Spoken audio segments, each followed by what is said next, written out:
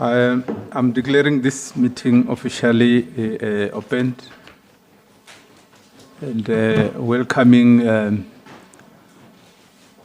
the honorable members and the MEC and your entourage at this meeting. You are all welcomed. We're supposed to have had this meeting a week ago, but due to other, competing programs, we couldn't. But we want to appreciate that today we are able to convene this meeting. And this meeting is convened when in the legislature we are supposed to are preparing for the budget, so that we are able to implement the service delivery programs as promised our people. So in other words, we don't have luxury of time. We need to make sure that after we shall have passed the budget, it will be a matter of going down to the ground to implement the project that we've promised to our people. So I'm quite sure that the MEC and the department, you are ready to execute your mandate. So you are all welcomed. Let's proceed to item 2, which is attendance and the apologies. Coordinator.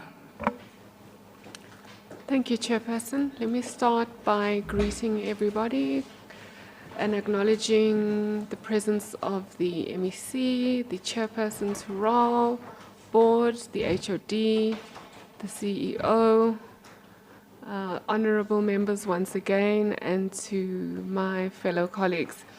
With regards to attendance and apologies, Chairperson, through you, I have received apologies for the following honorable members to the committee: Honorable Helm, Honorable Machete, Honorable Libogo, Honorable Machumani. Those are the apologies received, Honorable Chairperson, and I'll hand back to you. Thank you. Which is confirmation of the agenda. Honorable members. Honorable Mchope. And his entourage, and Honorable Pokwan, I move for the adoption of the agenda. Thank you.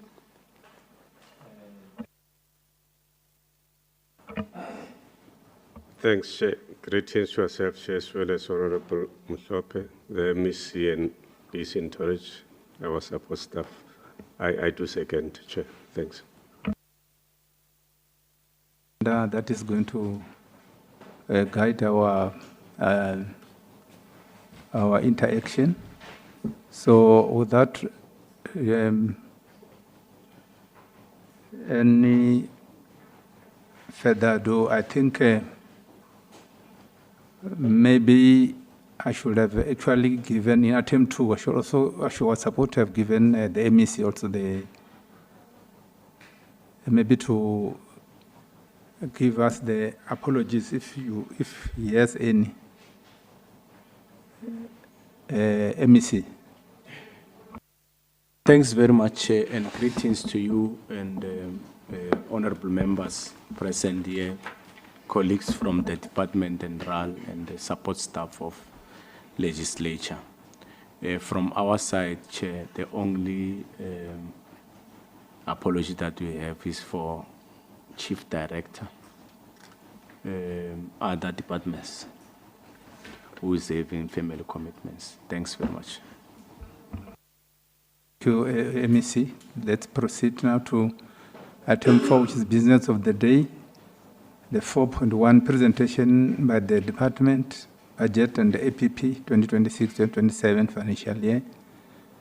And 4.2 presentation by RAL, budget APP 2026-2027 financial year. Now I present to you MEC. I'm giving you the platform.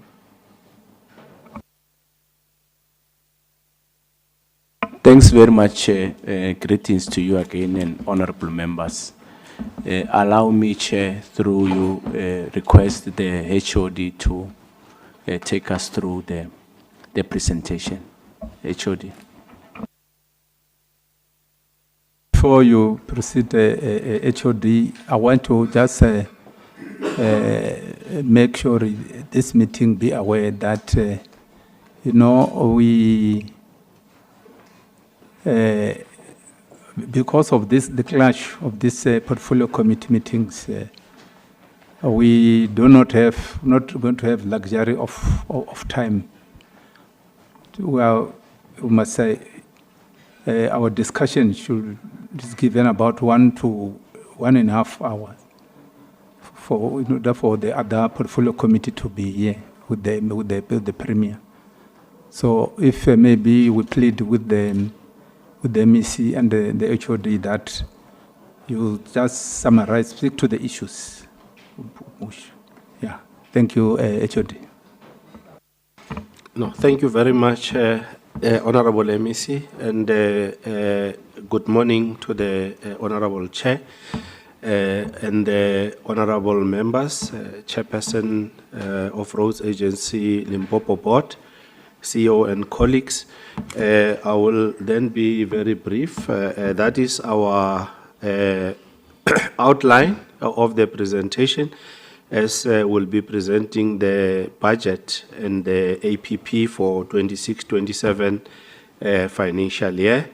In the next slide, we just have the purpose, and the slide after that, we have the vision and the mission of the department. That has not changed, Honorable Chair. It has been the same even when we were working on our strategic plan for the coming 5 years and the current APP. This is our departmental outcomes that we have developed.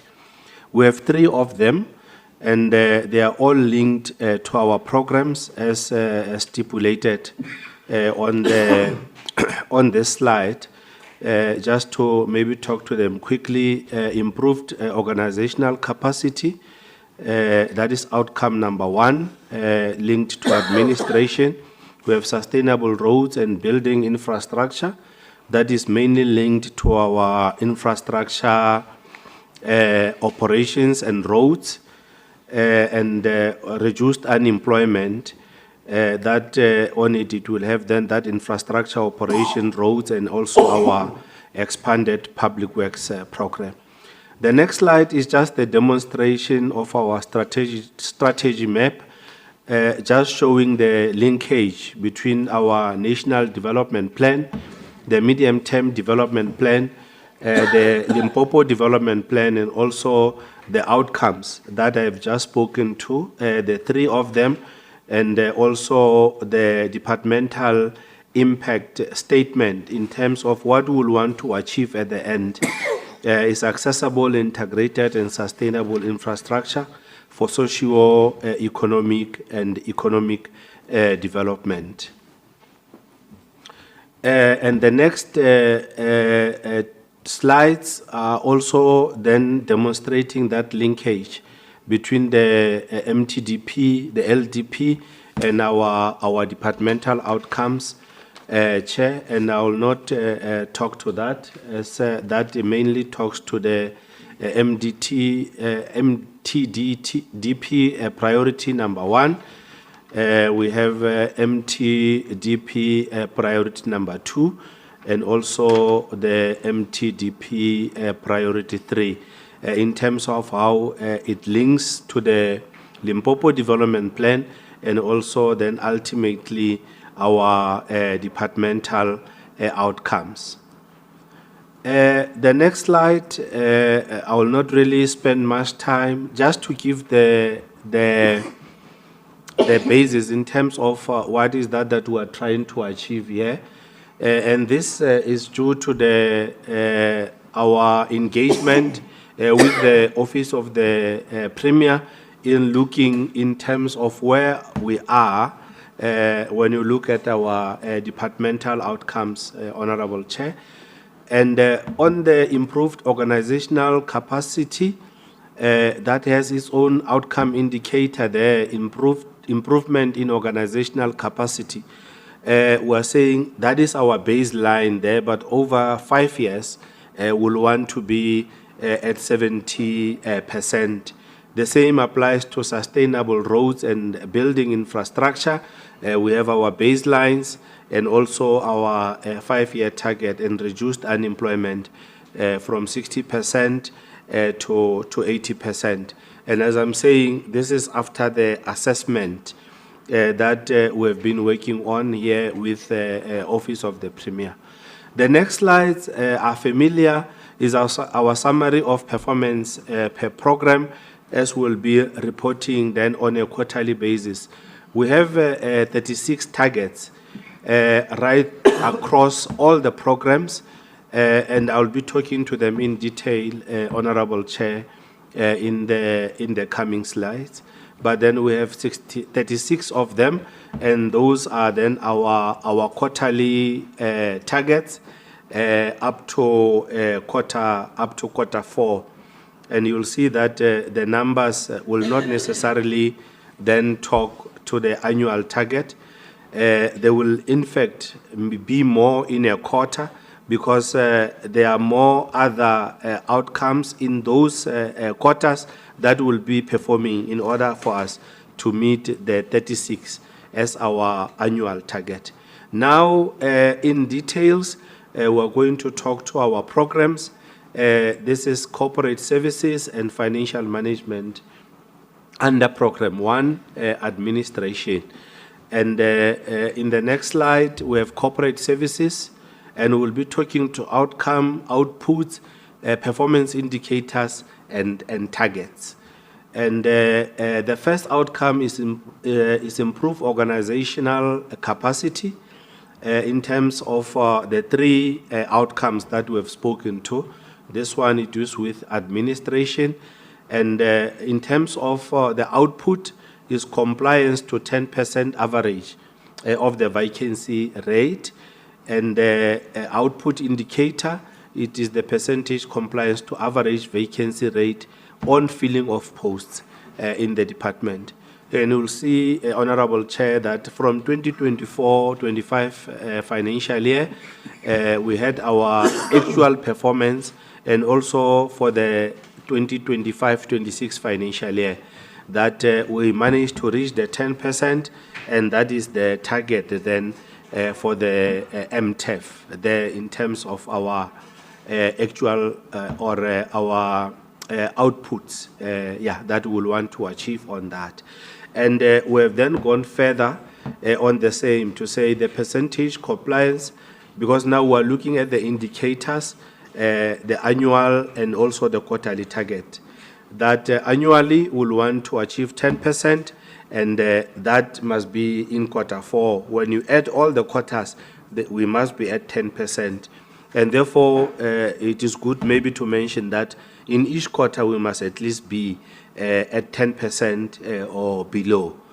The financial management in terms of outcomes and outputs and performance indicators and targets, on the same improved organizational capacity, we have the output of infrastructure projects awarded to women. That is the output indicator, talking to the output there. And our estimated performance for 25-26, we wanted to be at 25%. We are saying estimated, as we are still also going through audit. And for the MTF, we are saying we'll want to improve to 30%, 35%, and 40% in the 3rd year of the MTF. Revenue collection, For the current financial year, or the year that is under review now, we are at 46 million, and we will want to improve 26-27 to 49.4 million and 52.4 million in the last year of the MTF. Payment to suppliers will want to remain at 100%, and our estimation even for 25-26, Honorable Chair, we manage averagely to be, on average, to be on 100%. On movable asset verifications conducted for the 25-26, we'll want to remain then with that one over the MTF as our estimated performance as well for the current financial year, for the last financial year of 25-26 financial year. Audit findings resolved. We are already sitting at 100% now for the last financial year, and that will remain our target for the next 3 financial year. Here is the percent. This is still on financial management. When we then go further, and those are the numbers in terms of how we are going to achieve them on a quarterly basis, without necessarily talking to all the numbers there, but to say that at Q4, we must be at 30% in line with the annual target. And that is for revenue and also for our payment for suppliers and the verification of assets and also our audit findings. Now we are going to the infrastructure operations. Here, we have 5 programs or sub-programs under Program 2. And the first one is property and facilities management. And in the next slide, we are going then to talk to their outcome, outputs, performance indicators, and targets. In terms of the outcome and linking to outcome, sustainable roads and building infrastructure, we'll want to have one user asset management plan compiled, and those are the numbers there over the MTF. And then we also have the number of facilities provided. Those are the numbers that for that estimated performance were at 6, but will be improving, Honorable Chair and Honorable Members, over the MTF. And in the last day of the MTF, we'll want to have provided 30 of that, as we are currently working on our rental management of offices with our departments, because most of those didn't have contracts, and this is what we are working on currently. Inspection conducted, we will want to be at 25, at 30, my apology, in 26-27 financial year from the baseline of 25 of the past 2 financial years. And you'll see that our numbers are also increasing, as we'll want to cover a bigger scope in that category as well. On a verified immovable asset register, we're at 150, and the numbers are now increasing to 800, 850, and 900 respectively over the current financial year and the 2 outer years of the MTF. Still on properties and facilities, then when we look at our output indicators now, in terms of we have explained them in the last slide, Honorable Chair. This is how we'll then be achieving our annual our annual targets right through the 4 quarters, as we have only showed the annual target on the previous slide for all that. Education infrastructure, in terms of the outcome linked to that sustainable roads and building infrastructure, we want to have one service delivery agreement developed, and those are the numbers there that we'll want to achieve. 1, the infrastructure program implementation plan, The same there, we'll want to produce one for the Department of Education after they've submitted their program in terms of their request. Then we'll put together that IP for them. Construction projects completed. In 26-27, we'll want to achieve 9 of a completed project under the education program, and that is how then it is increasing 15 and 20 through the 2 outer years. Designs ready for tender, we'll want to achieve 20 as we are now improving our planning and implementation, Honorable Chair, through all the stages of planning that we'll want to achieve 20, 25 and 30, so that then we are ready to tender. And by the time we tender, obviously, we must have gone through all those stages of planning, at least 1, 2, 3, as the 4th one is mainly procurement. And this is how then we'll be achieving those targets through the quarters, Honorable Chair. First and 2 quarters, we don't have any, but in the last quarter, and I mean the 3rd and the 4th quarter, will then be achieving those numbers. On health, I think we did mention here, Honorable Chair, before that we have not yet implemented projects for the Department of Health, but those discussions are underway. And as we are also working on our capacity, of which I think we are ready as the department, these discussions are still going on. For other provincial departments, that is other departments apart from education and health, that we are implementing infrastructure for them. Those are the number of SDS, service delivery agreements, that we'll want to achieve 6 right through the MTF. Even for the Department of Public Works, we have to prepare one for ourselves, an SDA. The IPs will want all departments, including Public Works, that we have all the 7 number of infrastructure program implementation plans developed. In terms of designs, we have improved in the current financial year, or in the last financial year, where we're working at around 24 of that. We worked to around 24 of that. In 26-27, then we're having 7, 11, and 13 in terms of our planning. But construction infrastructure completed, we will be having 7 in 26-27 financial year, increasing to 10 and 15 in the outer year of the MTF. Maintenance projects, we have 9 and 10 and 12 from 26-27 to 28-29 financial year.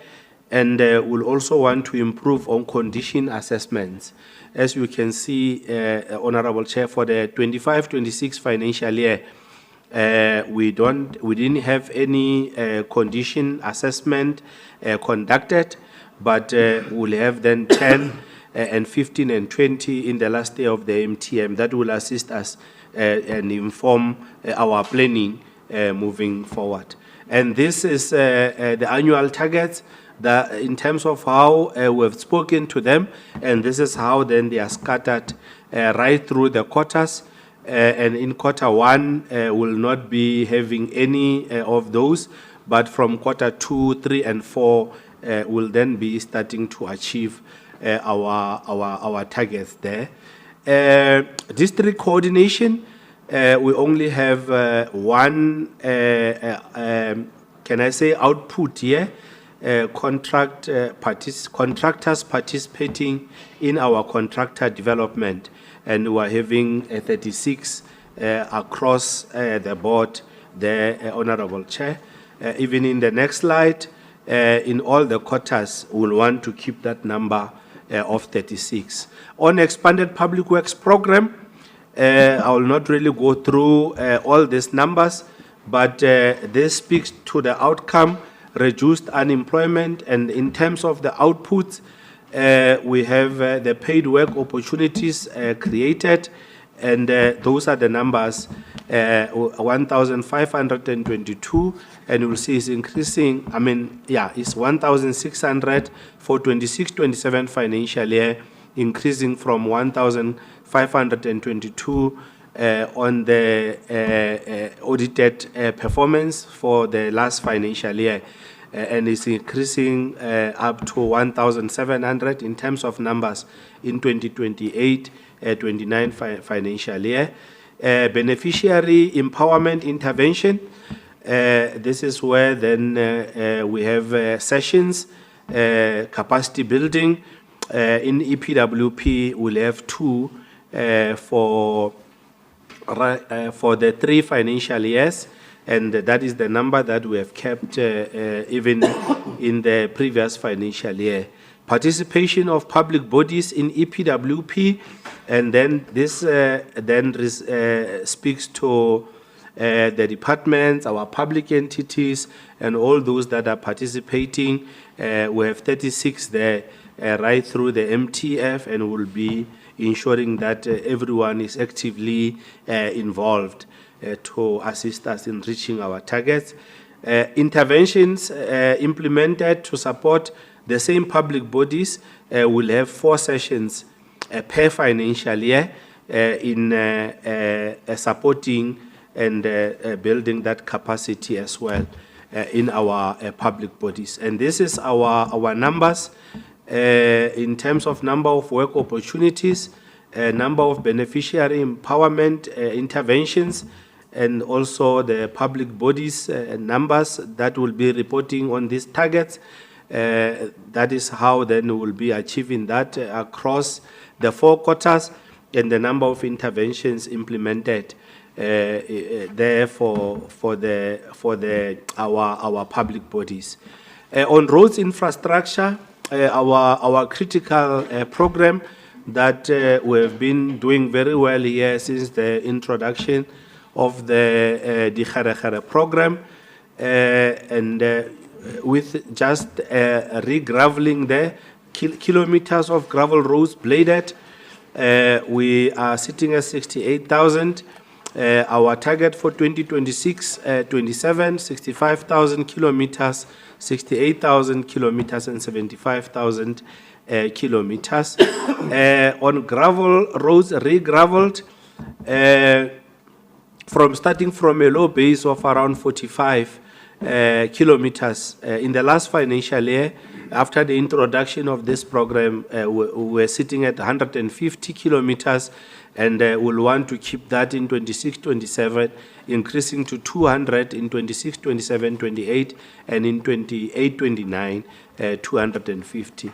Square meters, blacktop patching, will want to improve from 315,000 square meters to 450, and is increasing, Honorable Chair and Honorable Members, over the MTF.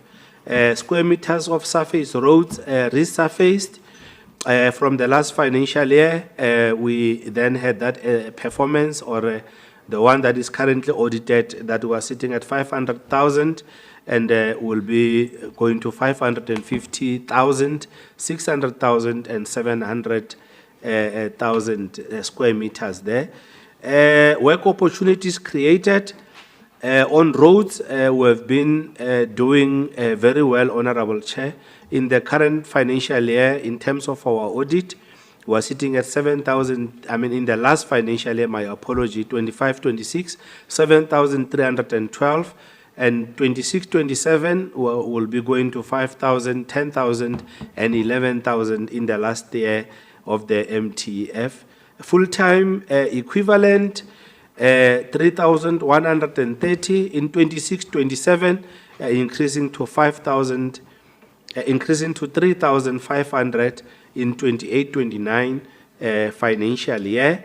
Youth employed, and these numbers, and also women employed, we can see there that in 26-27, we have targeted to be at 3,130, increasing to 3,500 on youth, and also, my apology, youth employment, 2,750 in 26-27, but we'll want to improve to 5,000 and 5.5 in 27-28 and 28-29, doubling those numbers there.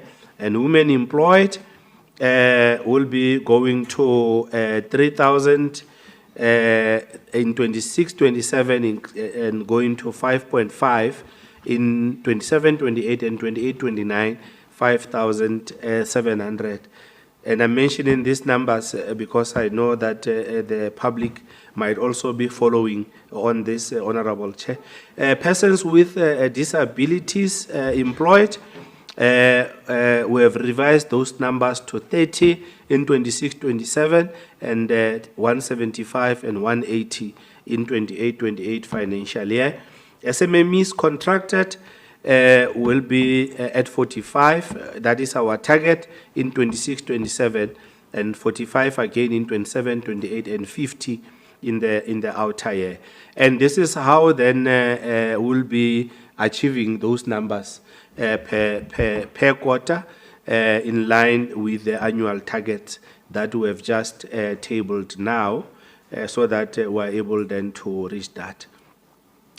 Our budget, Honorable Chair, is sitting at 6.4 billion.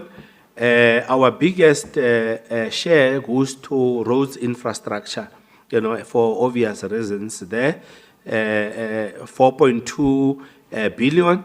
It is followed by infrastructure operations at 1.5 billion, which is our program 2, and is followed by administration program 1, 633.8 million, and EPWP at 88.2 million. And here is our economic classification in terms of our budget that is totaling 6.4 billion. I don't know if I have to go through them quickly. That our COE is sitting at 1.1 billion. Our goods and services, 2.5 billion, and this includes maintenance of our infrastructure as well, and hence is sitting at that amount. Provincial and local government, 241 million, and the departmental agencies, that is our roads agency Limpopo, 1.4 billion. Households, 21.4 million, and buildings and other fixed structures were sitting at 1 billion, and machinery and equipment, 98 million. We have two conditional grants. The EPWP is 12 million, and the provincial road maintenance grant is 2.6 million. Just to mention that in that 2.6 million, we have just above 803 million that is allocated for disaster in the province. And I think when we come report on this conditional grants, we'll try then to distinguish between the PRMG and the PRMG for disaster, so that we can be able to follow up on that. That was our last slide, and thank you very much, and I hope I didn't take a lot of time. Thanks, Honorable MEC. Over to you, MEC. No, thanks very much, and thanks very much for the opportunity and the presentations here. Through you, I'll request CEO, CEO RAL to take us through the presentation. And I think you have heard what Chair said. I won't repeat. Thanks. Thank you very much, Honorable MEC. Greetings to the chairperson of the committee. Greetings to the members of the committee. Chairperson, I'm not well. I've got flu. So I'm going to ask two of my lieutenants at the office to do the presentation, and they will make sure they beat the time spent by the HOD. We'll start with Mr. Lokhodi. who's going to do the admin portion in Program 1 and Program 2, and then followed by the CFO. Thank you. Over to you, Chiki.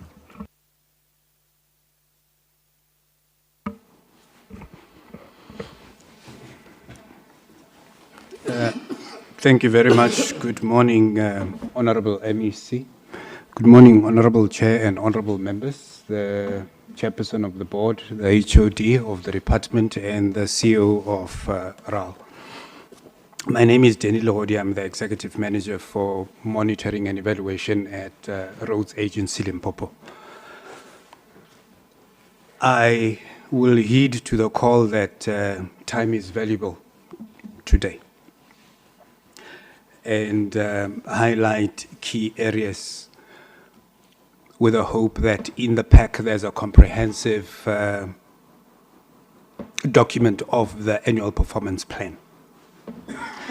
I will go to the slide with the vision, mission, and values and confirm that nothing has changed, but just for our memory that the vision of RAL is to contribute to the socio-economic development by connecting the people of the Limpopo province.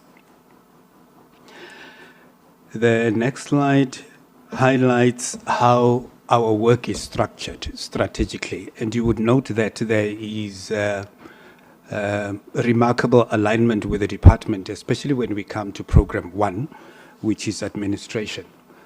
We have got 3 outcomes. The first outcome of Program 1 is improved organizational capacity, and that outcome has 10 targets in our annual performance plan. The second outcome, which is in Program 2, is improved infrastructure network with 6 targets, and the last outcome is for us to contribute to skilled and enterprising local laborers, which has 9 targets. So in total, the agency has, for the financial year 26, 27, 25 targets. I see the driver of the presentation prompts me to jump 3 slides and get to the crux of the targets. I will do so. The administrative program that has 10 targets are detailed as follows. The first one is with regard to strategic risk management, of which we are developing a risk register annually. That will be 1. The implementation of approved internal audit annual plan, our target is to achieve 100% of that plan. And under the sub-program finance, that is target 1.3, aims at the audit opinion for the year, of which we are hoping and aiming to achieve an unqualified audit report with no significant findings. It is known that we are from a qualified opinion, and our target is for us to rise out of it into an unqualified. The next target is the AGSA reported weaknesses, how we are going to rectify them. 100% is the target. And the budget spent on infrastructure, we hope to also spend 100% of that. Eligible suppliers that we wish to pay in 30 days. Our target there is also to have 100% of the suppliers paid within 30 days. Approved table B5, which is the project list for the MTEF. We wish to publish 1 of the table B5. We also have a sub-program under the Office of the CEO that is under this program, which also targets to secure secure funding from the private sector partners, and the target there is 60 million for the year.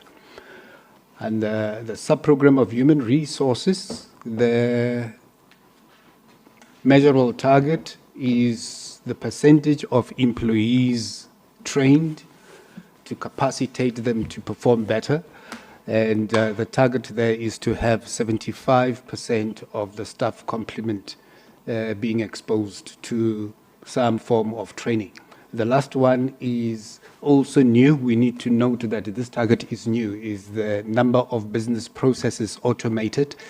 And the focus of the agency in this financial year in bringing in this target is to slowly migrate from paper-based to automated systems. We'll go to the next slide. This is program 2, road infrastructure. And the first target that we have there is to have approved reports on the state of the provincial road network, which is our road asset management plan. We will have one of those reports for the year, the number of kilometers surfaced, roads visually assessed, that is to assess the tar roads in the entire province road network. We are targeting to do 6,023 kilometers, whereas for the gravel roads to be visually assessed, we target to have the remaining balance of 13,117. The number of kilometers of gravel road upgraded to surface road, for the year we are aiming to have 35, and bridges 4, and the number of bridges refurbished, Chairperson, we need to note that at the planning phase we intended to refurbish 109 bridges in the province, but given the devastating floods and the focus on especially reconstruction of some of the floods, of the flood damaged bridges, we are in the process of reviewing that target and will follow the required processes of tabling or requesting to amend that target to 10 bridges to be reconstructed instead of 109 bridges to be refurbished. And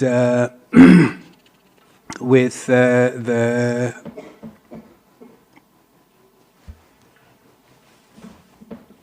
social indicators under program 2, where we are targeting job creation, empowerment and training, we have the following targets. The first one is work opportunities created of 165. The second is the number of youth employed, that is 91. And the number of women employed at 99 as a target, and the number of persons with disabilities, and that is 4, and the amount spent on employing laborers, that is 10.2 million, and the number of full-time equivalent jobs created is 145, and the number of SMMEs contracted is 120, and the amount paid to SMMEs, the contractors and subcontractors is 38.2 million, whereas the number of local workers trained is targeted at 165 for the year. I will hand over to my colleague. Thank you, Chair. Thank you. Good morning, Honorable Chairperson, honorable members, and honorable MEC, Chairperson of the Board of RAL, HOD, CEO, and colleagues. In terms of the budget allocated for the over MTEF, starting with that, our budget allocation over MTEF is 3.175 billion, and of which 46% of it is allocated in this current financial year, which is 2026-2027. And that is made up of road infrastructure, split between the road infrastructure program and admin where road infrastructure is 101.224 billion, or 84% of the budget, and 16% go to admin. And also, if you further break it down, 10% of that actually go to the COE, and 6% is for goods and services. So also something that can be noted is that our budget increased by 52% from the previous financial year, where it was sitting at 959 million. Now it's sitting at 1.4 billion.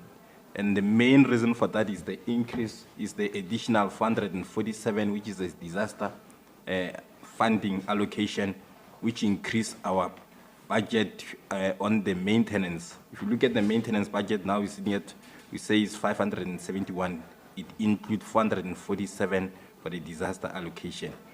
So also something that can be noted, if you go to the next slide, is that although the budget went up by 52%,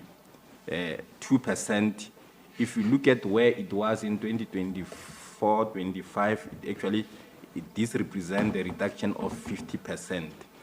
So again, if you go to looking at the infrastructure, you see that in the budget also there was a major reduction compared to those other previous years, even though in the current financial year it actually went up quite significantly.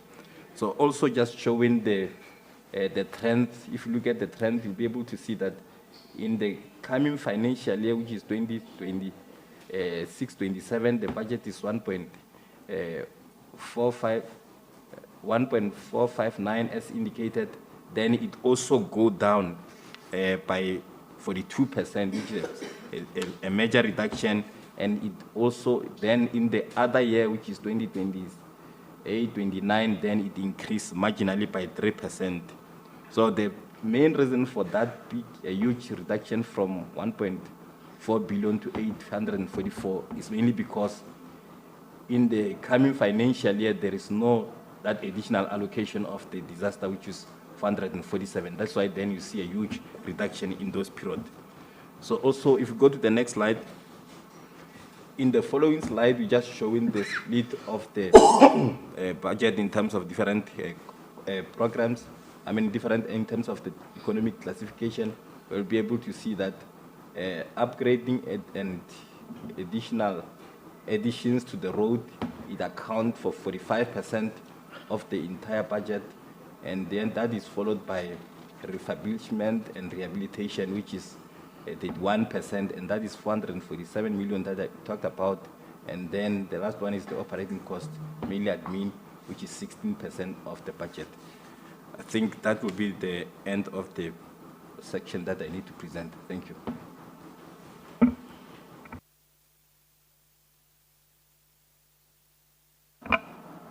No, thanks very much, Chair. Those were our two presentations from both the Department of Public Works, Roads and Infrastructure, together with its entity, Road Agency Limpopo. Back to you, Chair and honorable members. Thank you very much, MEC. And we appreciated the two presentations made by the department and the RAL. So now, and appreciate also you in terms of time management. Then now,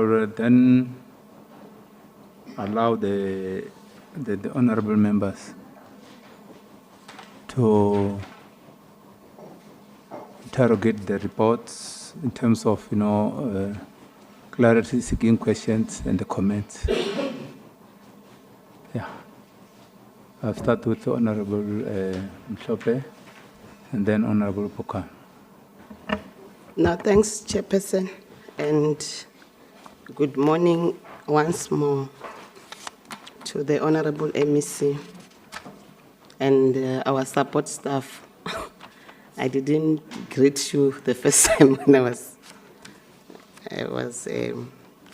yeah. Chairperson, my question is on the 21 projects I just want to get an understanding, Chair, that these 21 projects, the roads, are they budgeted for? Because the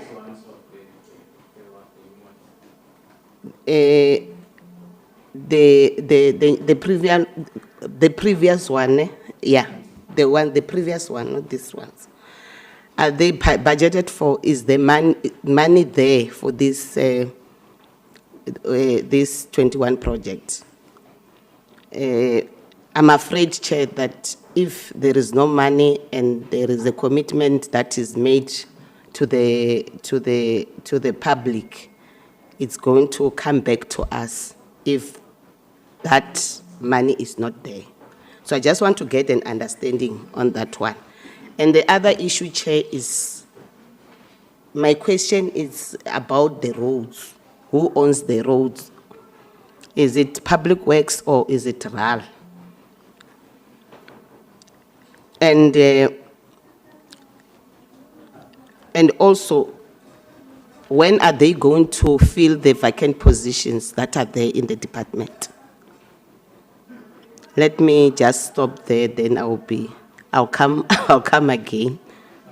Thank you. Thanks, Chair. Greeting to you once more, as well as Honorable Mhlope, the Honorable MEC, the Chairperson of RAL, and the entourage of the department and RAL, led by the HOD and the CEO. Chair, firstly, let me appreciate the work that the department is doing. In one of the meetings, I'm not sure when was it, that we had with the MEC in here. It's in May, I guess. I raised an issue of a road which is in the intersection of the R37, that is around Tamashamtan and Bodasuk. And I have seen work is being done there to address the issue of the potholes that have developed in that area. We really appreciate that this response by the department in order to address the issues that we are raising here. And I can tell you, people are very much appreciative of that work that is being done. I've seen on the social media platforms that, they appreciate that the department has responded. We really appreciate that. We feel it's important that we need to raise it here because it's an issue that we raised in here with the MEC. Yeah, I only got some few questions on the presentation made by both the HOD and the CEO. On slide 19 of the department, I just want to check these issues for clarity. It's the outcomes, output, performance indicators and targets with regard to outcome, sustainable roads and building infrastructure. It says outputs, SDAs developed. It says output indicators, a number of education service delivery agreement, SDA for 2027-2028 developed. When it goes further on the other side, of course, there is an indication of annual targets, 2023, 2022, 2023. Okay, on the MTF period, it says 2026, 2027, It says 1, 2027, 2028, 1, 28, 29, 1. But I'm just confused by this one that the number of education service delivery agreement for 2027-28 developed. I don't get it. Whilst it covers almost everything there, it goes further with the IP developed. It also indicates 2027-2028. I'm not sure what's happening there. Yeah, no. Another question I would want to raise, it's on the number of kilometers of gravel road bladed. With regard to 2025-2026, it says we're able to blade 68,000, I should guess, kilometers. Then there is a reduction there with regard to 2026, 2027. I just want to get to understand what informs this target of 65,000. In the previous financial year, we were able to blade 68,000. So there is a reduction in terms of the target for the 2026, 2027. Then another question I would have, it's on the issue of youth employment. It says 2026-27, 2,750. Then 2027-2028, the plan is to achieve 5,060, which is almost double the amount, the number of the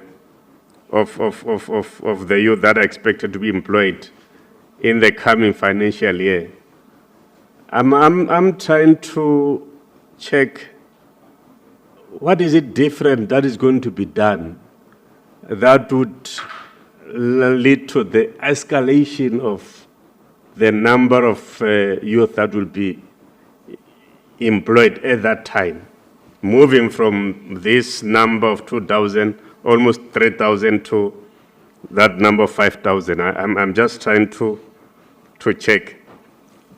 Then with regard to the people living with disabilities, there is this, I guess both the department and RAL will be able to know which one belongs to them and so forth and so forth. I might not have been able to distinguish between the two. So with regard to the employment of people living with disabilities, the target is, this one is by RAL, it's 4. It's 4 in terms of the number. I guess it does meet the percentage, the 2%. I was trying to work it out here with the total number of employment opportunities of 165. I get, but I still feel it's too little. It's too little for us maybe to aim at only getting 4 people from this group of people living with disabilities. I feel we can go much further than that.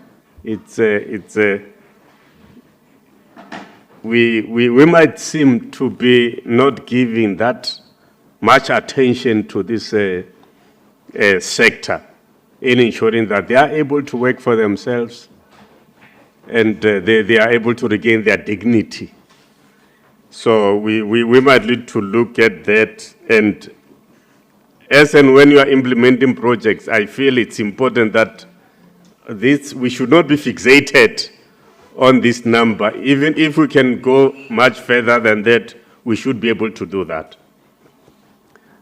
The other question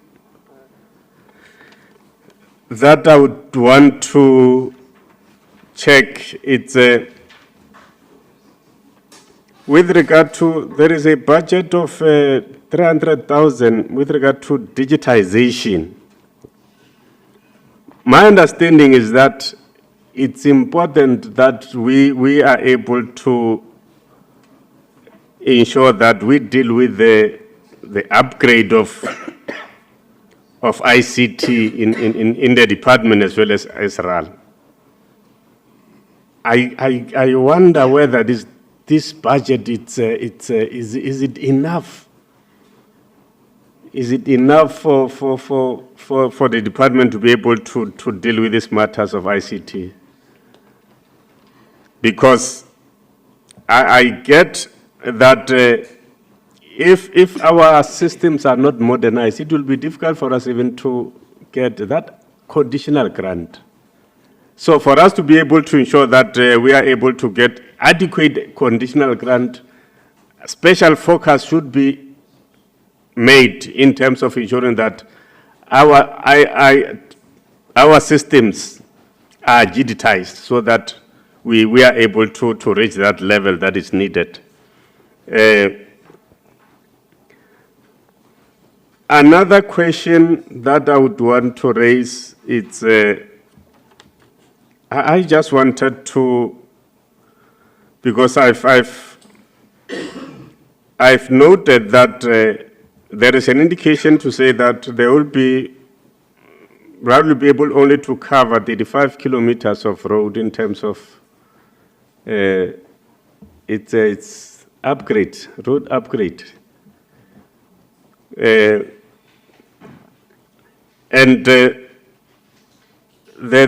was a pronouncement by the MEC of 21 roads. So, of course, there is, with the 21 roads for 5 kilometers each.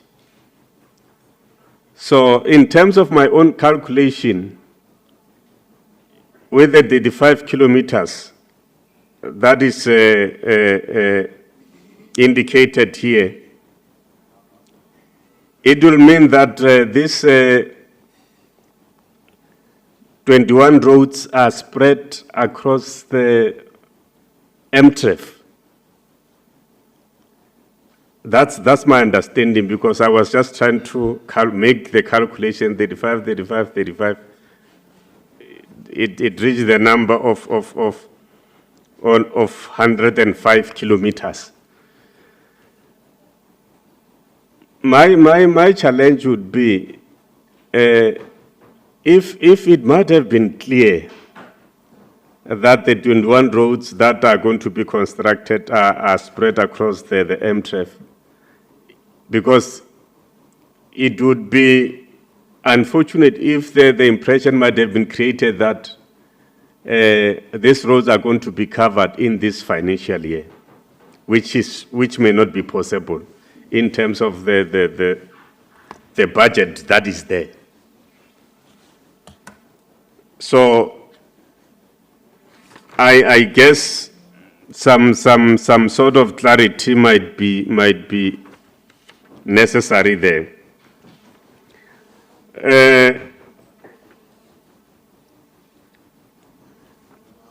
There is this issue of learner contractors. I guess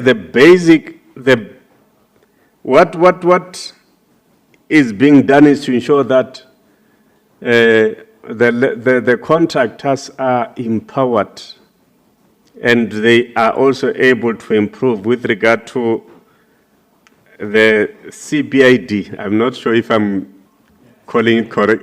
CID, yeah. Yeah, it's so I want to get a sense that are there really improvements, of course, in terms of levels with regard to these contractors that are being given an opportunity to in this regard? Is there any movement in terms of their levels? The other issue that I would want to check here with the department is its outcome number 1. Where did I note it? Yeah, it's outcome number 1. It talks about its organizational capacity, improving organizational capacity. I just want to check this ITRU, ITRU. What kind of an animal is that? Is it a structure comprised of employees of the department? Or is it a structure that is outsourced? Because I'm one of those MEC who subscribe to the view that the department must be capacitated to a point where it is able to perform its task without having to outsource its functions. I'm one of those who subscribe to that view. And you have been very vocal about that, and I know it's something that you really believe in, that the department must be capacitated to a point at which it will be able to carry out its functions without having to rely on outside help. So I just want to check with this ITRU, what kind of a structure is that? Because where I am MEC, I don't even believe in this. Of course, we are utilizing the IDT and so forth and so forth. But I still believe that the department must be able by itself to perform its functions. So it must be capacitated to a point where it does not have to rely on anyone, because this department must be able to ensure that the province moves. I thank you, Chair. Thank you, honorable members, for those questions you have raised. Maybe to also have a bite. Now, let me start actually with RAL. Then I'll go back to the department.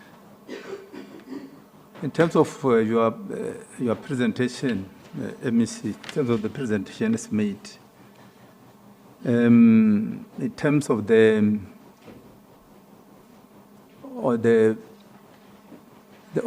programs, actually, almost all of them, they are indicating that in terms of their target, they're targeting 100%. Now, and of course, transiting from manual to digital system. So I want to check whether now currently we have enough capacity can implement the road infrastructure, in particular the ones that are being done by the DPWRI. I just want to your response should also be based on the capacity of our call centers. How far are our call centers capacitated? Because they're the ones that are supposed to implement those projects. Are they well capacitated to an extent that indeed we can be rest assured that really in most cases we'll be able to achieve the 100%.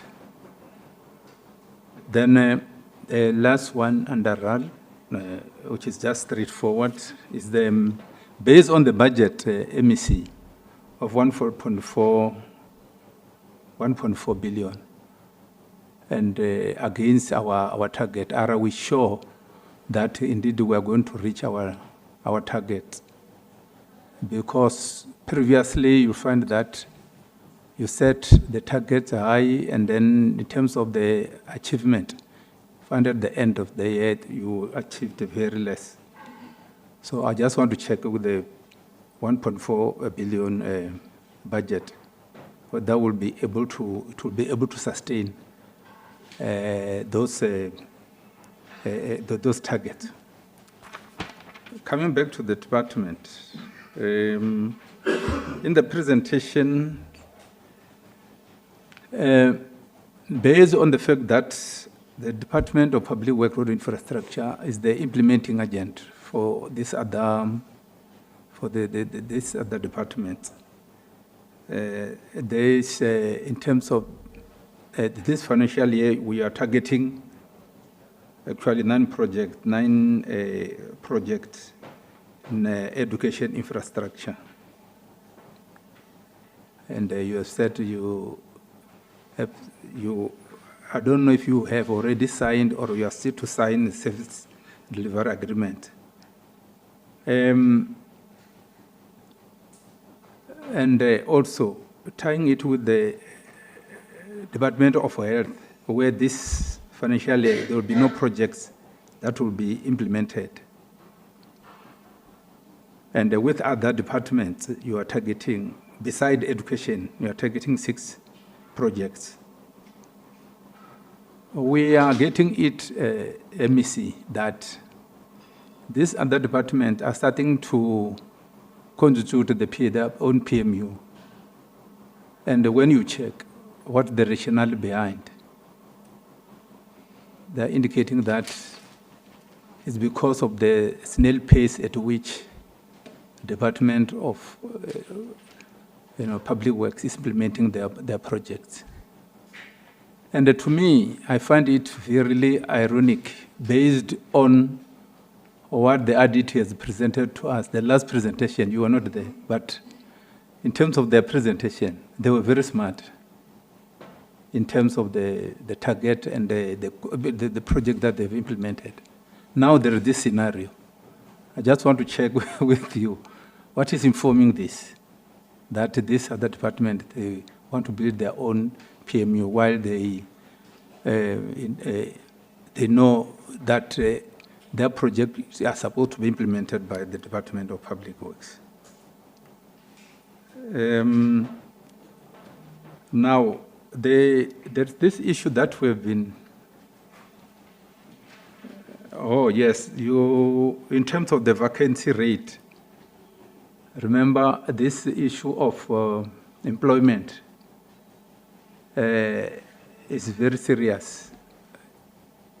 Across the board, it's not only Department of Public Works, road infrastructure, but we said the target is 10% average. I just want to say, given the statistics currently, are you, MEC, satisfied that you are on the right path to make sure that you achieve this target?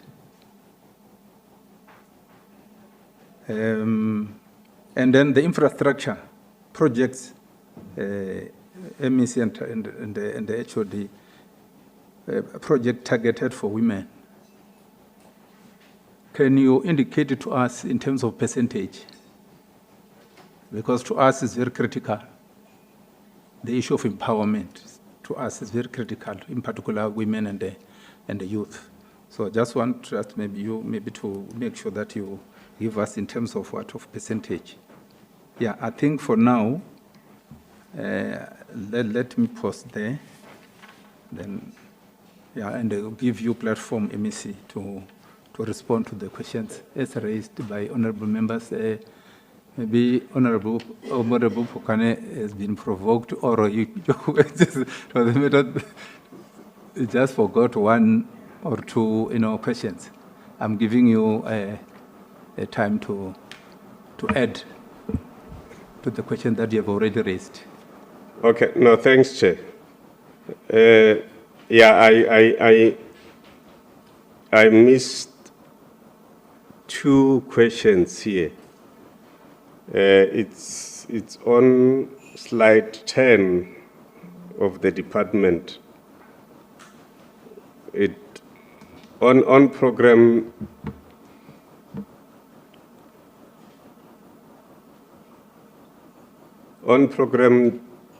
from program 1 administration, with regard to financial management, you see this issue of targets, it's confusing for me. It's really confusing for me. It says on financial management under Chief Directorate, it says annual targets, it says 5. Then in quarter 1, it says 3. Quarter 2, it says 3. Quarter 3, it says 4. Quarter 4, it says 4.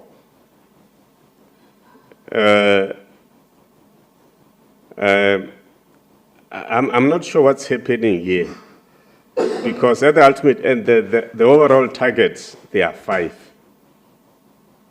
So from my reading, it says there is one missing. From my reading, my understanding, it says one is missing. Then on program 2, infrastructure operations, it says property and facilities. Annual target, it's 4. Then quarter 1, it's 4. Quarter 2, it's 3. Quarter 3, it's 3. Quarter 4, it's 3. Then on education infrastructure management, it said the annual target is 4. Then there is nothing for quarter 1 and quarter 2. In quarter 3, it's 3. Quarter 4, it's 3.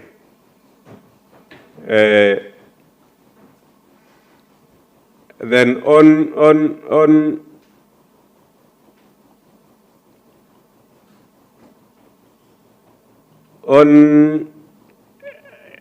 it's provincial departments manage infrastructure management. It says total is 7. Annual target is 7. Quarter 1, 0. Quarter 2, 2. Quarter 3, 2. Quarter 4, 7. Yeah, basically, that's the confusion I'm swimming in. If I could be clarify how do they work. Sometimes one would assume there is that cumulative movement, but at other times it's something else. I'm just confused. I just needed to be clarified. And lastly, Chair, in our last meeting, of course, we were able to attend to issues raised by IDT. They were able to give us a report, and the construction of schools by IDT. Then there is one issue that I raised in that meeting of Tabane School. I guess that it's proper that we might need to get a report on that one, and even with regard to other schools that are specifically being attended to by the department itself. Because in the meeting, we just only got a report on schools that are being constructed by IDT. So if we can also have that list of schools that are being constructed by the department itself, so that we we have an idea of what's happening. Thanks, Chair.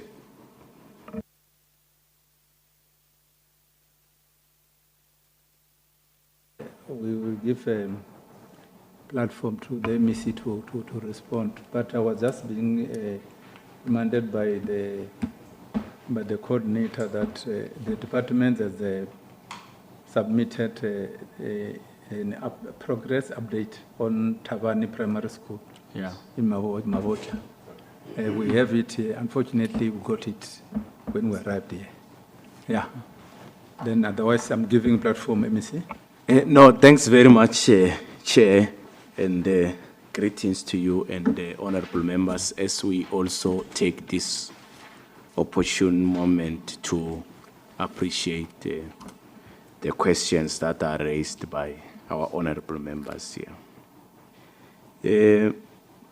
Maybe for a start, let me try to take honorable members to town so that we can be on the same page. And just to indicate that some of the decisions that we implement in the department is as per the support and advices coming from the committee. And we appreciate that. For a start, on the 21 projects, let me remind honorable members here that since the start of the 7th administration, all of us, we know where we come from. In particular, the situation that we found at RAL. And all of us here, we agreed at some point that we need to do something to change the status quo there if we really want to give our people services. And we went back to the drawing board to see how best can we transform the entity.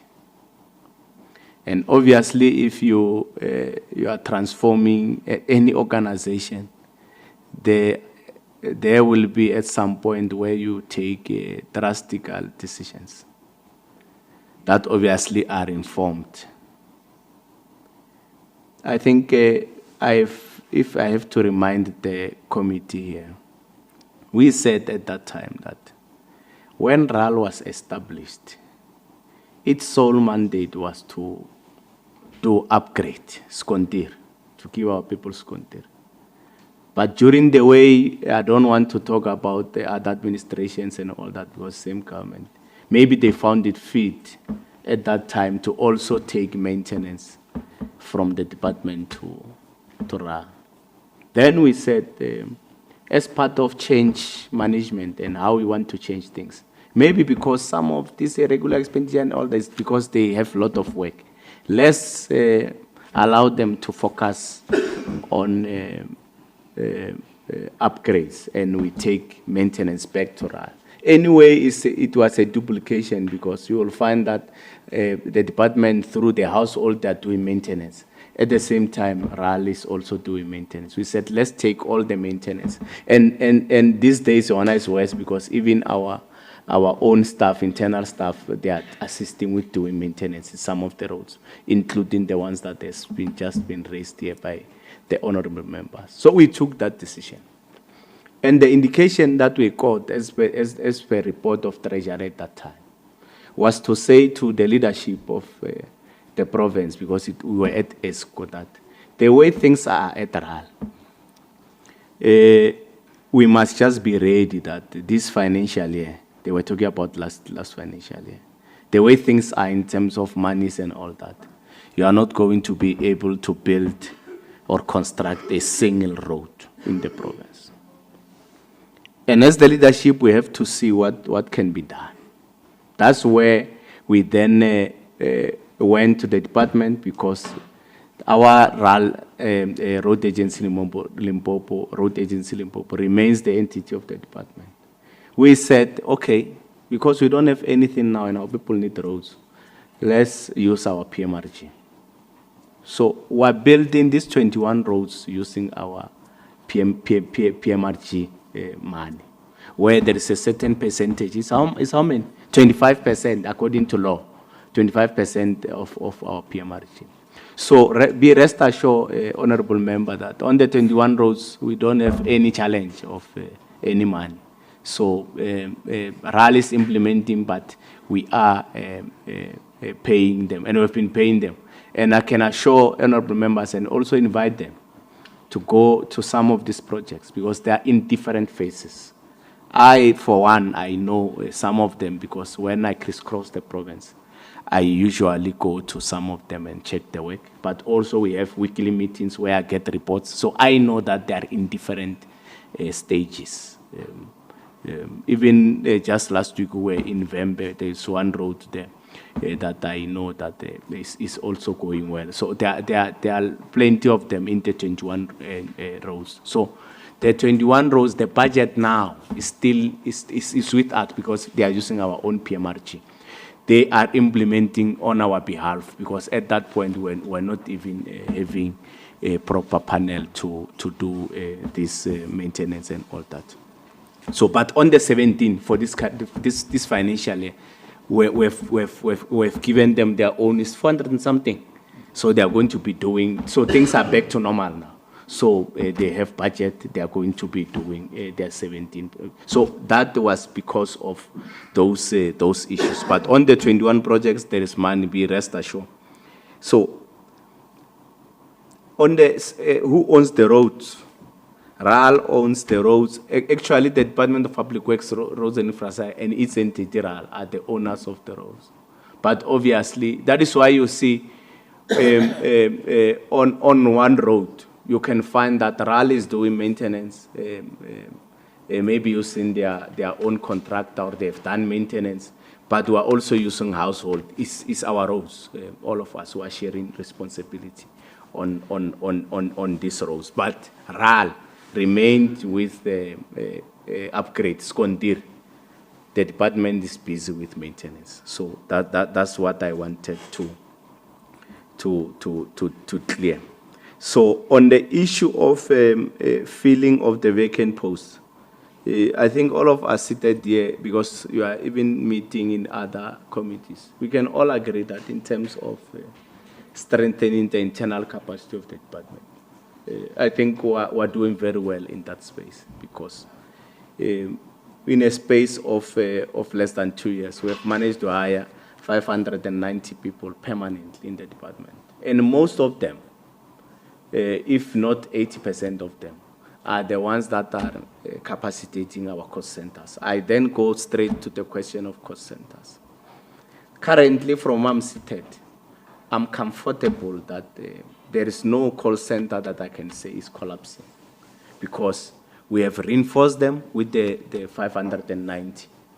And this July, end of July, we will be welcoming the fifth cohort of more than 200 and something, 228 people. It's the circular that we issued around December and January. We will be welcoming those as part of our work to strengthen the internal capacity of the department. So even in terms of those that are on the recruitment plan, is about 168. Legiona very soon will be advertising. They will be appointed before the end of this financial year. But they might not be only those, because our department is full of people who are retiring. So as and when there's a clear instruction that I issued, as and when people are retiring, we fill those particular posts. So in terms of strengthening the internal capacity, I think that we are one of the departments that are trying our level best. And to show that at some point we have capacity, or we have strengthened the internal capacity of the department. The road that you are speaking about, Honorable Pukan, of Amashamtan, we've tried to check all the avenues on how we can help them. And we end up deciding that we have capacity. So the people that you saw there, I think even the videos you saw, those are our own people. We are dealing with the part of that, the small maintenance of that road with our own staff, with our own resources. As I'm speaking now, they've started on Monday. As I'm speaking now, they are busy working. We will be showing the people of Limpopo the work that has been happening today. So we're proudly saying to the committee that we are implementing that particular intervention using our own internal staff. I think in terms of the kilometers graded and all that, maybe they will come and clarify. But what I can say between me and you, because we're politicians, I can say that I found them with a target of 40-something, in terms 45. They were doing the graveling at 45 kilometers per financial year. And why? It's because they were getting service providers to do that. So through the Khere, because we are using our own yellow fleet and our own staff, we have tripled the target of 45. So I think they'll just clarify. But in terms of blading and graveling, with our team, the Khere, we are tripling what they've been doing as the department for quite some time with this intervention of the Khere, because we are using our own internal staff and our own, because we are everywhere. Seated here, I know that there can be more than 8 teams of the Khere that are on the ground in various parts of our province where they are doing grading. Blading, I don't even want to say about it, because that is a simple thing which is done almost every day. And we have enough machinery that is on the ground. So on the issue of the 35 kilometers, I think they'll also clarify there, because we're doing 5 kilometers, go 21. And this financial year, we're doing 5 kilometers, go 17. I'm trying my level best now, because there are those roads that Ukrelo Roshota only 1.5 kilometers to finish and connect to the national road and all that. So we are dealing with that. We want to see how Treasury can assist in adjustment, and we close that, because in the main they are giving our communities headaches and all that, and we understand them. You find that the road is only 2 kilometers with the N1 or N11 or so we're dealing with those particular. I think there are 4 or 5 roads that they were dealing. 2 weeks back, we went to Vembe. No, that village, Mangena. We went to one community there. The road is 2 point something. Yeah, so those type of roads. So we'll see how best can we.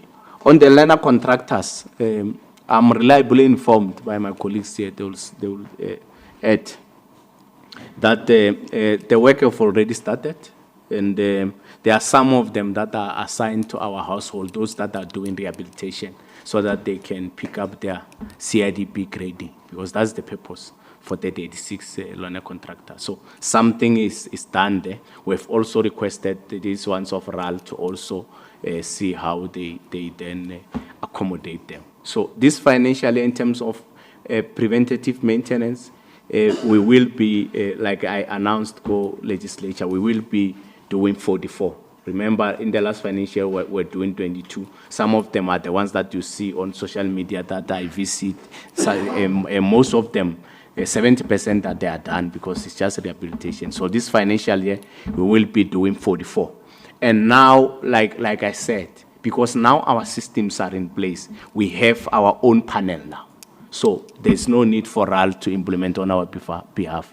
So the department is going to take care of the maintenance. So now the systems are in place. It's just for them to move with speed up, and they make sure that the people do the actual work on the ground. The animal called the ITRU. ITRU, this animal is like a cat and a lion. It's PMU in simple terms. So it's PMU. And we've taken this decision. I'm like you, Honorable Pokani, because I believe in internal capacity. That's why we're doing all what we can. I was even telling one of my colleagues who is a mayor that, hey, this thing of you handing over contractor for a graveling, maybe you must think about it and buy your own machinery. Because the Renaissance department were doing it. But in municipalities, it's normal. So, hence I'm saying the issue of capacitating the department. I'm one of those that believe in internal capacity. So, in the main, the people that we have hired, 90% of them, they are the ones that are deployed in our cost centers. But what we lack is the professionals. And I came to this a very same committee to say, why having challenges? Because of DPSA laws and all that. The money that we want to give the architect, then is very little. So we were always advertising, there's no one who's coming. And in the main is then compromising our work. But also, all the departments that are coming here, they are complaining about public works not implementing their project because of capacity. The ESCO have also put a radar on that, but at least ESCO even went to an extent of saying, let's have a team led by the DG to go and investigate on how we can capacity. Because now as the MEC responsible for public works now, like I'm always saying, Department of Public Works, Roads and Infrastructure is the one that must implement all the infrastructure project in all the departments across. So when you now hear that health infrastructure, education actually it's not their work, because health they must focus on and all that. The issue of infrastructure is solely our responsibility. So we're dropping the ball because we're not having capacity.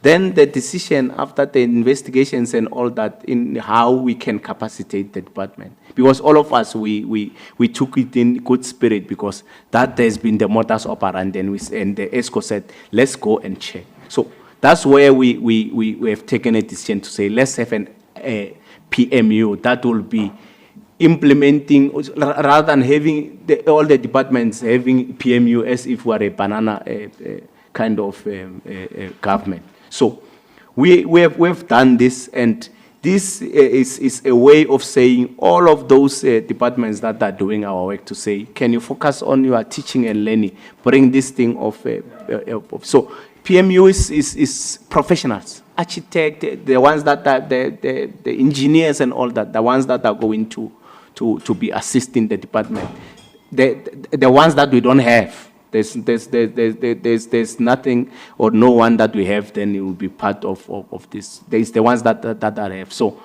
this is as per advised by ESCO, but also Lerena, as we're doing assessment, and also the complaints from the department that we are not doing our work. So we have to do our work. That is why we have came up with a decision for this PMU. And I can tell you, I can assure you, like I did with RAL and others when we are taking decision. This is a right decision, and we'll be making sure that we deliver our schools on time, we deliver our traditional councils on time, we deliver everything that we're supposed to do as the department on time. And this one is going to assist us. So the Taban School, I think the report, you said it, the Chair, I won't even go there. The issue of cost centers, whether we can reassure, Chair, we can reassure you that our cost centers, you know, the Operation Tsogamushumi is the program that assisted us as the department to get a sense of what's happening in our 36 cost centers.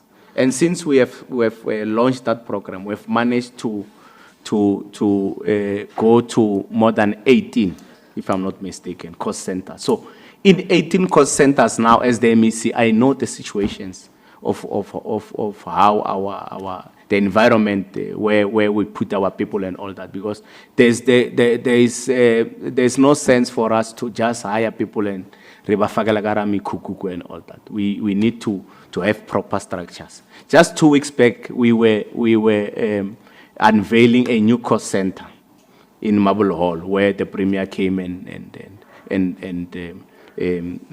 cut a ribbon there.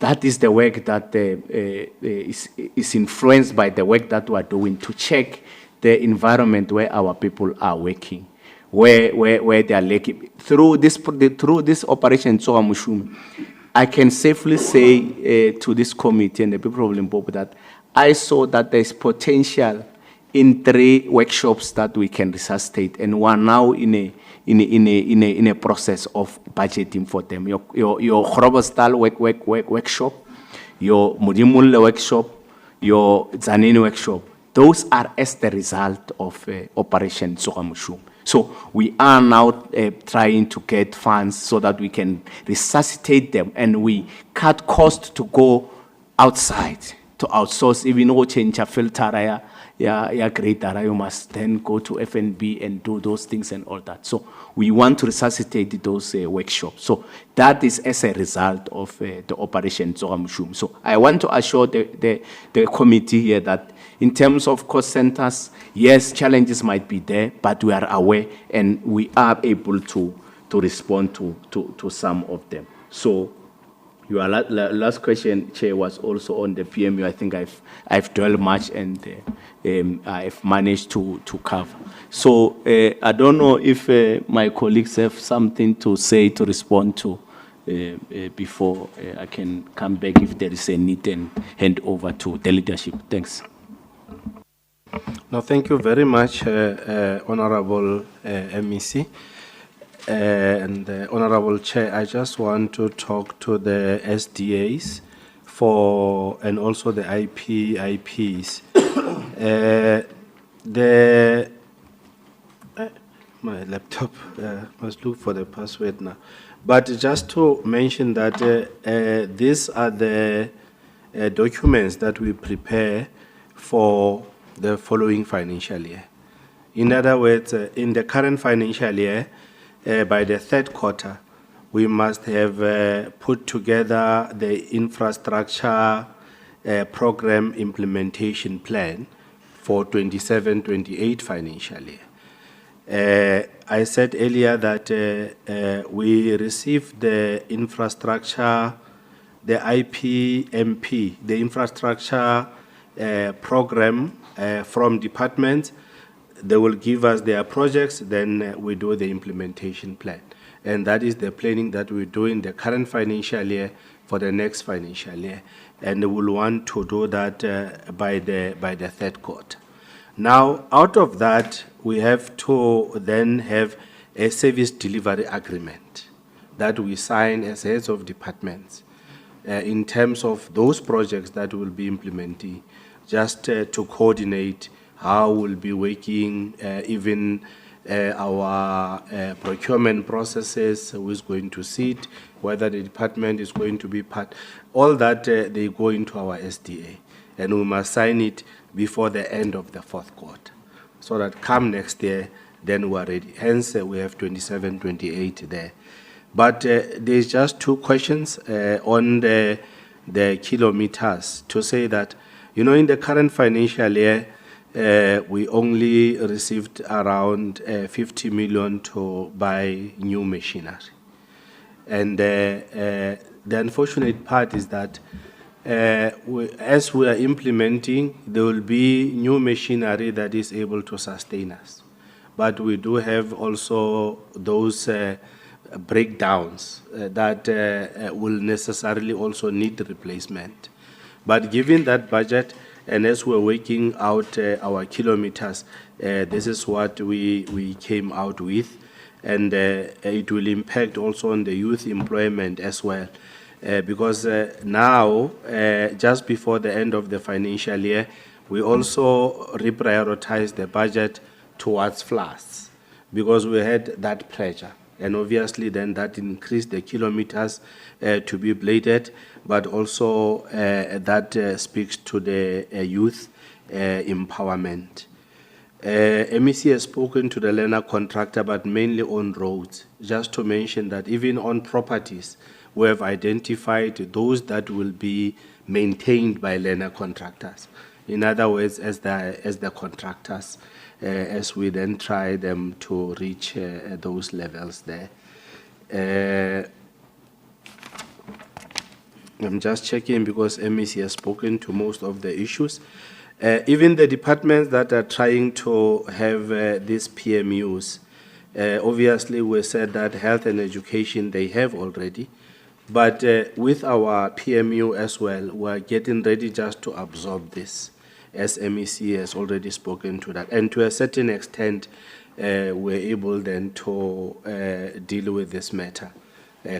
Even for the health one, MEC, it has just come to an end, the very same PMU. And I was saying there are discussions that are going on between us and the Department of Health on implementation of their projects.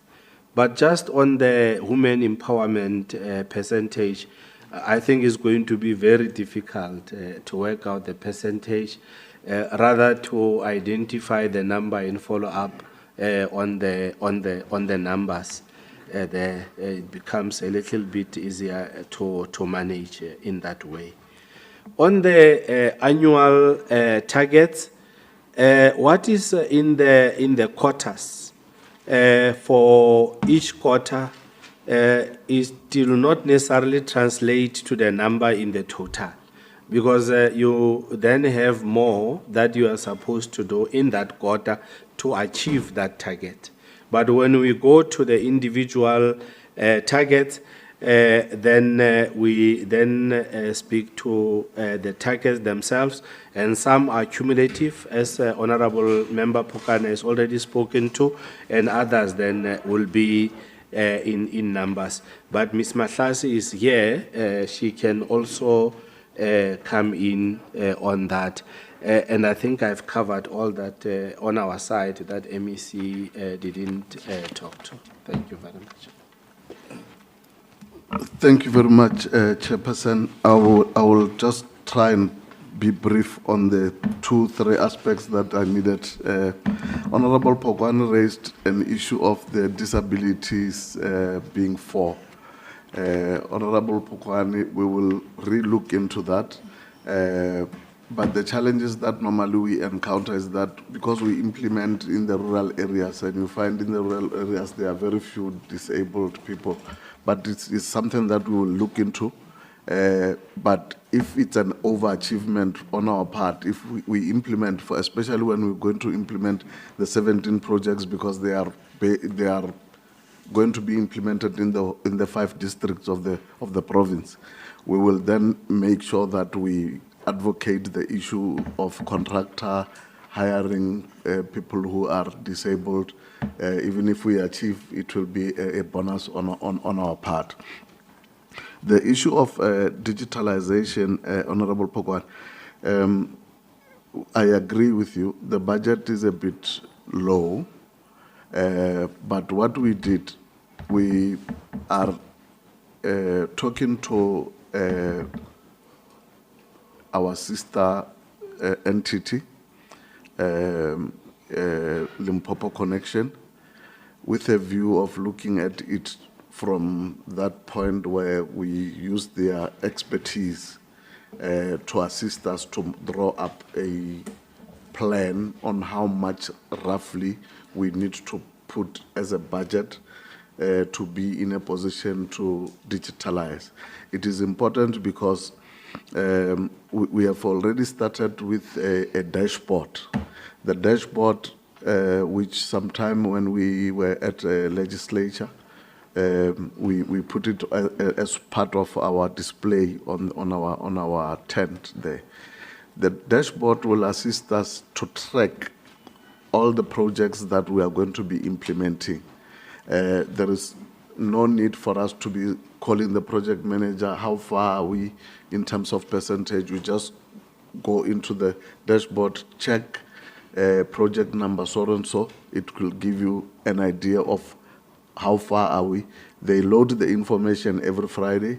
Every Monday when we get the engineering meeting, we already know what is happening in different projects.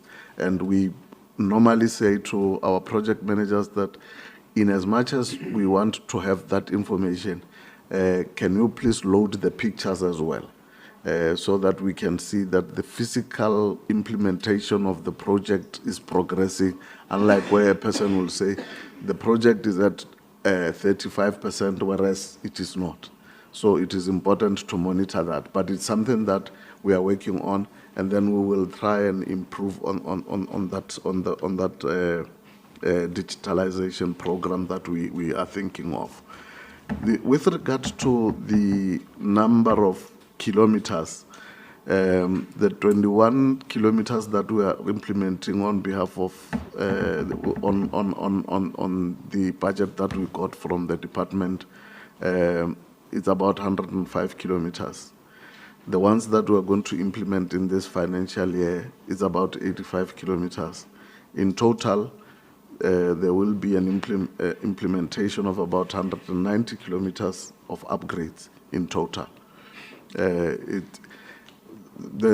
rationale behind maybe our M&E might clarify in terms of the 35 kilometers that is in the report, but that is what we currently have in our basket, because we already have got money to implement the 17 projects that we are supposed to be implementing, which were pronounced by the Honorable MEC in his budget speech. So the 21 that we are implementing, they are in their last year of implementation, because we wanted to implement them over a period of 2 years. Bar the issue of rain, there are a lot of catch-up plans that we came up with to assist the contractors, and we have gone into an agreement with private sector to assist those contractors that might have financial constraints. It's something that myself and the CFO took an initiative, and we met private sector to assist the contractors that are financially struggling, so that they can speed up their process of completing this project. Thank you very much, Honorable MEC. To you, Chair. No, thank you very much. I think you have exhausted all the issues raised by honorable members. The last one, MEC, that I think is not currently part of this APP 2026-2027, but we've been asking you about is this program, this is the bridges, where in terms of its implementation, I think to us, we have just installed and just few bridges that have been implemented in Waterberg. And instead, where we're supposed, our target is supposed to be about 30. And where are we now? Where are we? So what is the problem? Is the problem the department or the National Department of Public Works? Or there are challenges in terms of a collaboration with the SADF and so on? Can you just tell us? Because we want to speed the implementation of that project, given the state of our bridges in the province. You want to add, Honorable Bokane? No, thanks, Chair. I've heard the explanation given by the MEC with regard to the PMU. My view, Chair, and I know it will be a view that the MEC must have, that as and when they are ensuring that they are implementing these processes, of course, they can't wait for any other thing except to ensure that projects get implemented. But there should be this understanding that the MEC must go all out and ensure that at the ultimate end, whilst he's still leading this department, there is an attempt to establish that structure from within. I guess that can assist. The department is here to stay, and it must be the department that leads the province. So I'm suggesting that it should be something that the MEC just look at it to ensure that at the ultimate end they must try and see how to attract skills and formulate that structure that would be able to drive the implementation of projects in the province, not outsourcing. Thanks, Chair. I think you are just enforcing on what you have explained, MEC, unless if you want to add, but you was just enforcing in terms of what we have already indicated. In a minute, thanks very much, Chair. Let me indicate that that is actually our plan to see how best can we deal with these issues. Like we even raised it in our MINMEC, where we meet with the minister to say, maybe let's get, because actually this challenge is cut across all, because it's a DPSA met.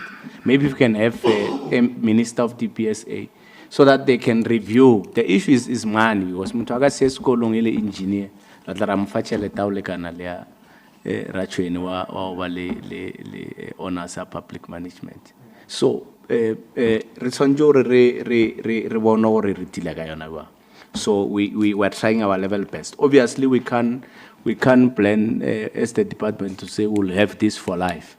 In these 3 years, I take counseling, and it's what actually we are also thinking along as we push even from national level to say maybe let's see how we can restructure these notches of these professionals. Yeah. I think we've come to the on the Weli oh, well season. Yeah, on the Weli season, we're just together there because that program is implemented by Public Works National. Actually, we have even taken a decision now to remove their budget, to take that budget back to them, because almost every now and then we're told we are not spending. When you check, it's the money that is from Weli season. So we said this time, we maybe because we'll be unveiling that, and I said the committee need to be invited. I don't know whether you have already invited them for the program at DM. He said it has been postponed. Yeah, there is a program at DM to go and open Deputy Minister Zigala to go and open. I guess their program. Even the bridges are opened by them to go and open the Welisizwe bridge that is completed or finished there in Waterberg. So the day he comes, I think I'll also make sure that I invite the committee members so that we can have a side meeting with him there to understand the frustration that we have, that we always raise in the meetings, that this thing is solely their program and they put it closer to their chest, so there's nothing that we can do as government. But the problem is that it affects our people on the ground. So we'll just see how we assist each other here on how to deal with the issue of Welisizwe bridges. Ready to attend that event. Yeah.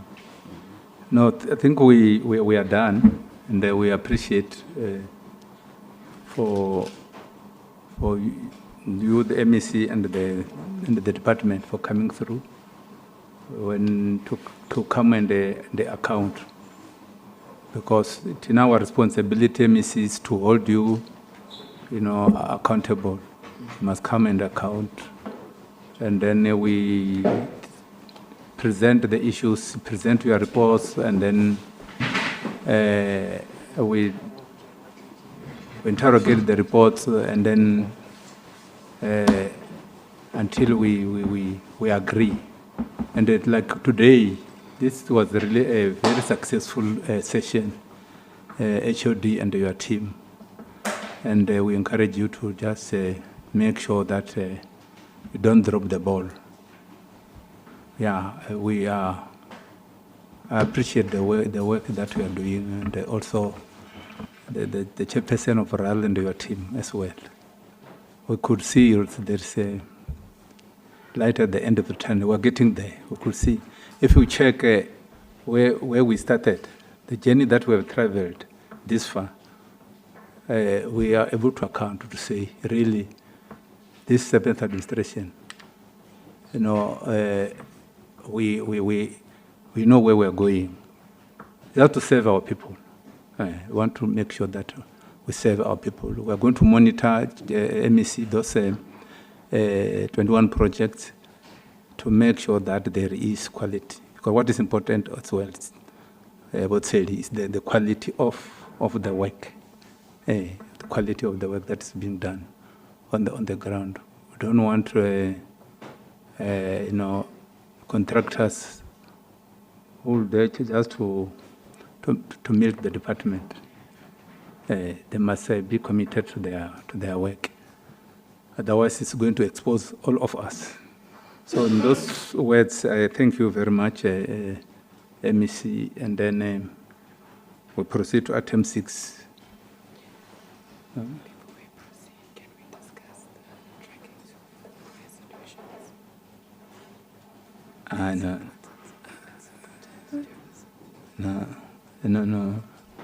No.